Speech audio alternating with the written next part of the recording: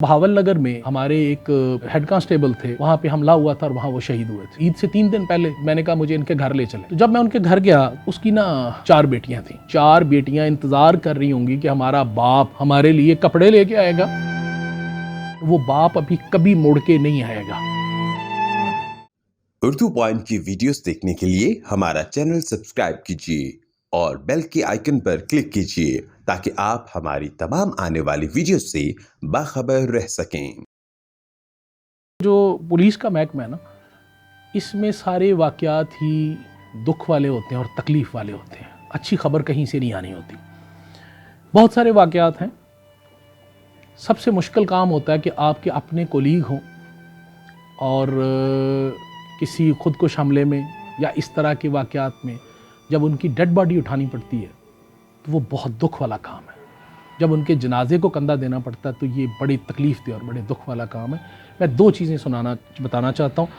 एक भावल नगर में हमारे एक हेड कांस्टेबल थे, कोयटा में पोस्टेड थे।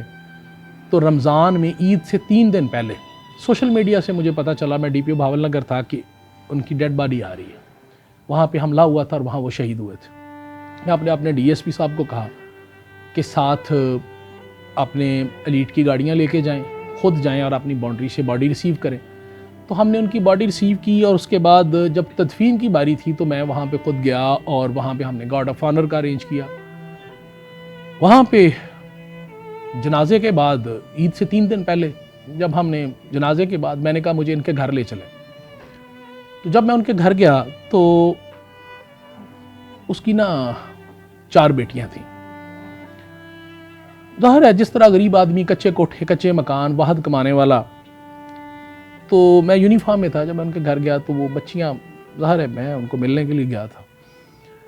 पहले ईद से पहले डेड बॉडी, शहीद, उसको दफन करके आप आ रहे हैं, बड़ा सोगवार एक माहौल। तो जब मैं वहाँ गया तो वो एक बच्चियाँ मुझे आके मिली, मैं उनको प्यार दिया। मेरी अपनी बच्चियाँ भी छोटी हैं। तो एक छोटी बच्ची ने ना एक तकरीबन कोई 8-9 महीने की बेटी को उठाया हुआ था। तो मैं, यकीन करें कि मैं आपको एक्सप्रेस नहीं कर सकता कि मैं वहाँ पे किस दुख और तकलीफ़ के साथ वो घर छोड़ के आया। कि ये जो 9 माह की बच्ची है, 8 महीने की बच्ची है, इसने तो पूरी ज़िंदगी अपना बाप नहीं देखा। किसके लिए कुर्बानी दी उसके बाप ने।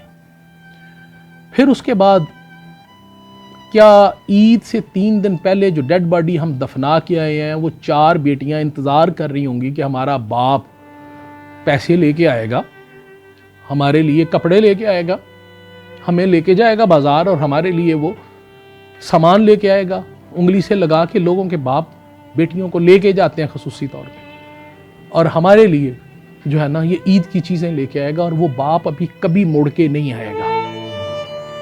एक ईद नहीं, सारी ईदें उनकी इसी तरह बंजर गुजरेंगी, सारी ईदें सोग में गुजरेंगी। जब वो अपने घरों में रुखसत होने लगेंगी तो उनके सर पे प्यार देने वाला बच्चियों के सर पे शायद कोई नहीं होगा।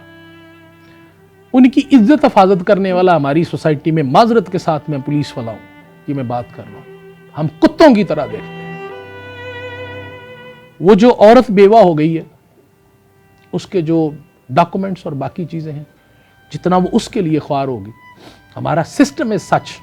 मेरे लोग जो है ना वो मेरे पे तनकीद करेंगे कि फिर आप लोग किस लिए हैं।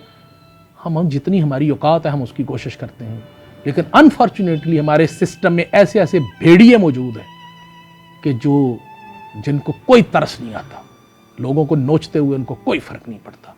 तो मैं उस दिन वहां से मर के वापस आया था, क्योंकि मुझे ऐसे लगता था कि जैसे मैं दफन हुआ हूं और मेरी बेटियां मेरा वेट कर।